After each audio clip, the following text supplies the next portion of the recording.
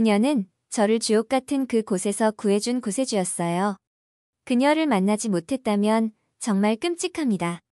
호주 브리즈번의 화려한 밤거리 이면의 어두운 뒷골목, 백패커스 임시숙소를 전전하는 한 사람이 있습니다.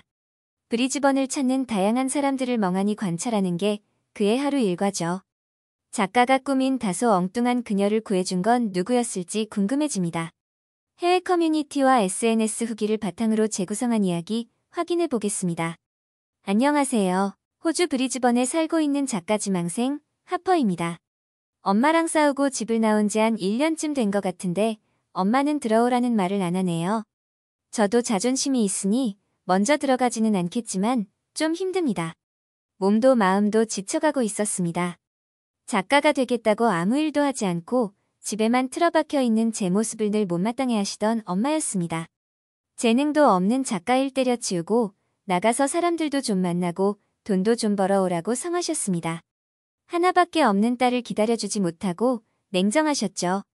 그렇게 몇 년을 싸우다 결국 저는 집을 나왔습니다. 엄밀히 말하면 쫓겨났다고 할까요? 경제적인 지원도 끊어버리셨습니다. 그 후 저는 브리즈번의 백패커스를 전전하며 지내고 있습니다. 저는 분명 맨날 뭔가를 썼다 지웠다 하는데 진전이 없어요. 재능이 없다는 엄마 말이 맞는 것 같습니다. 겨우겨우 일을 하나 맡아 끝내고 돈을 받으면 또 다음 일을 찾아 열심히 해야 하는데 돈이 수중에 있으면 이놈의 머리도 손가락도 도저히 움직여지질 않아요. 그러다 돈이 떨어져야 다시 움직이고 있으니 여행자들이 잠시 머물다가는 백패커스에서 벗어나질 못하고 있습니다. 돈을 조금 더 모아서 쇠어룸이라도 들어가야 하는데 말이죠. 참 별 볼 일 없는 인생입니다. 그래도 이 임시숙소에서 얻는 것도 있습니다. 정말 세상 다양한 사람들을 만나다 보니 사람 보는 눈이 생기고 훗날 제 소설의 주인공들이 여기서 탄생할지 모르잖아요. 하루 종일 집에 처박혀 있다 밤에 한 번씩 나가 브리즈번의 화려함에 멍을 때리다 오는 게 저의 일상이라고 할 수 있죠. 여기 백패커스에는 여행자들도 많이 오지만 호주로 워킹홀리데이를 오는 사람들이 처음에 많이 머물기도 합니다. 그래서 세상 다양한 사람들을 만날 수 있습니다. 오늘도 새로운 사람이 들어온다고 하던데 기대도 하지 않습니다. 정말 이상한 사람이 많거든요. 지금 있는 곳에도 중국인이 한 명 있는데 정말 기가 막힌 사람이에요. 더럽기로 아마 세계 1등이 아니지 싶을 정도로 같은 방을 쓰는 사람에 대한 예의가 조금도 없는 사람입니다. 보통의 사람이라면 눈치라는 것을 볼 텐데 그런 것도 전혀 없습니다. 더럽기는 정말 더럽고 얼굴은 또 얼마나 두꺼운지 대단합니다. 다른 사람들이 사다 놓은 자기 음식이 아닌데도 먹고 모른 채 하고 상종하고 싶지 않은 사람들이죠. 그런데 호주로 가장 많이 오는 사람들도 중국인일 거예요. 정리라는 걸 모르는 그는 짐과 물품들로 발 디딜 틈이 없이 널브러져 있어요. 한번 지나가려면 발로 물건을 밀고 길을 만들어야죠. 화장실이며 부엌도 사용하고 뒷정리라는 것을 하는 것을 한 번도 본 적이 없습니다. 이들은 아마 며칠 살다 나갈 곳, 2번 다시는 안 볼 사람들이라고 생각해 예의 없고 지저분하게 사용하는 듯합니다. 그런데 제가 가장 힘들었던 것은 지저분한 것보다 전화 통화를 하는 시끄러운 목소리였습니다. 시도 때도 없이 전화를 붙잡고 살고 있었습니다. 중국어로 쉴 새 없이 이야기를 하고 있으면 시끄러워서 절대 집중을 하지 못하죠. 단 한시도 같이 방을 쓰는 게 힘들어 그가 떠나려면 며칠 남지도 않았는데 귀찮음을 무릅쓰고 방을 옮겼습니다. 이들을 보면서 나중에 호러물을 하나 쓸 수 있을 것 같아요. 있는 그대로 이야기만 풀어나가도 호러가 되니 애써 머리짠에 창작할 필요가 없었습니다. 훗날 노벨문학상이라도 타면 어떡하죠? 그러면 당연히 그들에게 공을 돌리겠습니다. 그런데 또 아시아 사람이 온다니 전혀 기대가 되지 않았습니다. 오히려 얼마나 더 더러운 사람이 올까 걱정스러웠습니다. 그러나 문을 열고 밝은 얼굴로 들어오는 그는 정말 예뻤어요. 훤칠한 키에 깔끔한 외모는 단번에 시선을 사로잡았습니다. 괜히 제가 기가 죽어버렸어요. 비록 제가 별 볼 일 없는 인생을 살고 있긴 하지만 그래도 어디 가면 누구나 한 번쯤 뒤돌아볼 만한 미모의 소유자입니다. 최근 자존감 하락으로 꾸미지도 않고 살이 쪄서 움츠려든 상태긴 하지만요. 자신을 한국에서 온 정도이라고 소개한 그는 호주에서 요가 강사를 하기 위해 왔다고 했습니다. 어쩐지 굉장히 바른 느낌이라도 생각했었는데 요가를 하는 사람이라니 신기하고 뭔가 상당히 흥미로운 느낌이었습니다. 그녀는 바른 체형만큼이나 바른 생활을 하는 사람이었습니다. 정말 규칙적인 생활을 하고 자기관리가 뛰어난 사람이었죠. 아침에 일어나 간단하게 조깅을 하고 간단한 아침을 챙겨 먹고 요가 매트를 깔고 잔잔한 음악을 틀어놨습니다. 그 상태에서 명상을 하고 요가를 하면서 하루를 시작하는 루틴을 가지고 있었습니다. 정말 조금의 흐트러짐이 없는 사람이었습니다. 그는 어느 날 저에게 조심스럽게 제안을 했습니다. 장시간 책상에 앉아 일을 하는 사람 같은데 자기가 잠깐 봐도 몸이 흐트러져 있어 교정이 필요할 것 같다고 했습니다. 저녁 산책을 나가 잠깐 멍 때리고 오는 게 하루 중 운동에 다였기 때문에 저에게 운동은 절실히 필요했습니다. 그러나 저는 한 번도 요가를 해본 적이 없어 머뭇거렸습니다. 자신의 첫 제자가 되어달라고 했습니다. 지금 몇 군데 요가 센터에 면접이 예정되어 있는 상태라 아직 정식으로 일을 하지 않고 있다고 했어요. 그러니 첫 제자가 될 수 있는 영광을 주겠다고 하는 거 아니겠어요? 뭔가 안 하면 안 될 것 같아 제안을 받아들이고 나니 자신이 없었습니다. 그런데 그와 함께 요가를 시작하고 나서 모든 것이 달라졌습니다. 가장 좋았던 것은 중국인 룸메이트에서 벗어나 새로운 세상을 만났던 거였습니다. 저는 도희가 요가 강사를 하기 위해 호주까지 온 이유가 궁금했습니다. 한국에서도 충분히 성공할 마인드와 실력을 갖추고 있는 것 같았거든요. 도희가 호주에 온 이유는 간단했습니다. 도전이었죠. 자신은 성격상 쉬운 길을 택하지 않는다고 했습니다. 호주에서 요가 강사를 하려면 언어 소통도 자유로워야 하고 기반도 없으니 돌아가는 것이지만 그렇게 또 한 가지씩 경험하고 갖추다 보면 한 단계 성장할 수 있게 된다고 했습니다. 정말 쉽지 않은 마인드였죠. 도전과 경험을 위해 새로운 길을 택한다는 것은 쉽지 않았을 텐데 그것을 위해 또 노력하고 있는 도희는 정말 대단했습니다. 그리고 도전할 수 있는 자신감이 있다는 사실이 정말 부러웠습니다.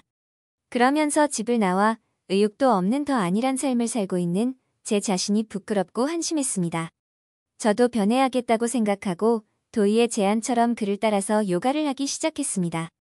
도희는 한동안 요가에서 흔히 보던 동작을 가르쳐주지는 않았습니다. 요가에서 가장 중요한 것은 숨을 잘 쉬는 것이라고 했죠. 매일 숨을 쉬니 살아있는 건데 뭔 소린가 싶었습니다. 숨과 호흡이 동작보다 더 중요하게 생각될 정도로 기본이 되며 요가는 숨 쉬는 게 반이라고 했어요. 며칠 신기하게도 도희를 따라 자세를 잡고 앉아 편안하게 호흡을 해보니 몸이 따뜻해지는 것 같았습니다. 도희는 나에게 요가를 열심히 하지 말라고 했습니다. 또 이게 뭔 소리인가 싶었어요. 누구보다 치열하고 열심히 살아온 것 같은 도희였는데 요가는 열심히 하지 말라니 그 속뜻이 궁금했습니다. 신체 활동이다 보니 처음부터 열심히 하면 몸에 분명 무리가 온다는 것이었어요. 천천히 따라와 내 것으로 만드는 것이 중요하지 무작정 열심히만 한다면 쉽게 지치고 열심히 했으니까 그에 따른 결과에 집착하게 된다는 것이었습니다. 요가에서 필요한 것은 익숙한 반복이라고 했죠. 그의 말에는 늘 단단함이 느껴졌습니다. 요가를 시작하면서부터 가장 좋았던 것은 바른 자세를 유지하려고 하는 제 모습이었습니다. 늘 책상에 앉아 구부정한 자세로 고뇌하던 저는 어깨도 펴고 허리도 펴고 바른 자세를 갖추려고 하니 처음에는 온몸의 뼈들이 아우성을 치는 것 같았죠. 구부정한 자세와 헝클어진 머리, 낮과 밤이 바뀐 생활, 그리고 고뇌에 찬 얼굴은 작가의 미덕이라고 생각했었는데 제 스스로도 우습다는 생각이 들었습니다. 얼마 지나지 않아 도희는 한 요가 센터에 취직을 했습니다. 아직 실력이 검증되지 않았으니 파트타임으로 한 강좌를 맡게 되었다고 했어요. 곧 인기 폭발할 거라고 이야기해 두었습니다. 도희는 뭔가 끌어들이는 매력이 있었어요. 자기관리가 잘 된 모습과 신뢰감이 가는 말, 그리고 위트까지 갖춘 기였기 때문에 저는 확신할 수 있었습니다. 도희가 조금 더 안정적인 숙소로 이사를 가겠다고 해 저도 처음으로 도전을 했습니다. 조금 더 넓고 독립된 공간을 확보할 수 있는 큰 쉐어룸을 구해 이사를 했습니다. 매번 임시 숙소만 전전하다 이사를 했다는 것은 일거리를 더 찾아야 한다는 것을 의미했죠. 저에게는 이것도 도전이었습니다. 왜 도희가 도전을 즐기는지 조금은 알 수 있었습니다. 도전은 스텝업을 할 수 있게 하는 기본이었어요. 굳이 열심히 해야지 하며 스트레스를 받지 않아도 자연스레 열심히 하게 되는 뭔가 선순환이 되는 느낌이었습니다. 도이와 요가를 시작하고 한 동작 한 동작이 내 것이 되면서 제 몸에도 많은 변화가 시작되었습니다. 무엇보다 살이 빠졌습니다. 그리고 뭔가 헐랭한 순두부 같던 저였는데 튼튼해지고 있었어요. 건강해진 신체적인 변화뿐 아니라 저는 한 접지사의 연재물을 시작하면서 고정적인 수입도 생기게 되었습니다. 우연히 시작한 한 사람과의 인연으로 삶 자체가 이렇게 바뀔 수 있다는 것은 신기했습니다. 사실 그 전에 내 모습도 한 번도 나쁘다고 생각하지 않았었는데 뭔가 변화가 생기고 나니 엄마 생각이 드디어 났습니다. 맨날 구박만 하던 엄마에게 변화된 모습을 보여주고 싶었죠. 1년 만에 엄마를 만났습니다. 엄마는 내 딸이 아닌 것 같은데 당신은 누구죠? 장난을 쳤지만 누구보다 저의 변화를 반가워하셨고 기특해하셨습니다. 엄마는 하루에도 수십 번 핸드폰을 만지작거리셨다고 했어요. 저에게 연락이 오길 바랐지만 또 연락이 안 오길 바랐다고 하셨습니다. 자존심이 센 딸이라는 것을 알아 쉽게 연락을 할 거라고 생각하지 않았지만 보고 싶어 연락이 오길 기다렸고 고집 센 딸이라서 먼저 연락을 한다는 것은 무슨 일이 있다는 것이어서 연락이 안 오길 바랐다고 하셨죠. 1년 만에 저에게 연락이 왔고 첫마디가 활기차 있어 됐다 생각하고 펑펑 울었다는 엄마의 이야기를 듣고 엄마도 참 대단하다 생각했습니다. 저는 괜히 엄마 딸이 아니었어요. 지금은 어떠냐고요? 도이는 제 생각대로 인기 강사가 되었어요.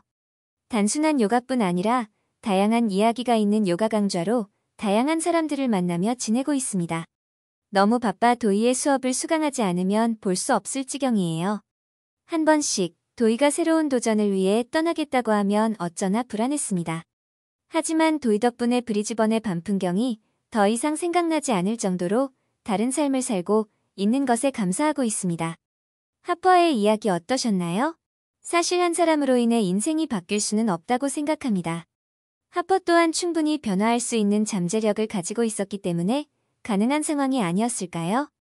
도이의 도전하는 삶도 정말 멋집니다. 두 사람의 우정 응원하겠습니다. 한국인과 특별한 인연이 있는 외국인들의 따뜻하고 감동적인 사연을 소개해드리고 있습니다. 재미있는 사연 제보해주시면 감사하겠습니다. 별별 이슈였습니다. 영상을 끝까지 시청해주셔서 감사합니다. 구독과 좋아요는 영상 제작에 큰 힘이 됩니다.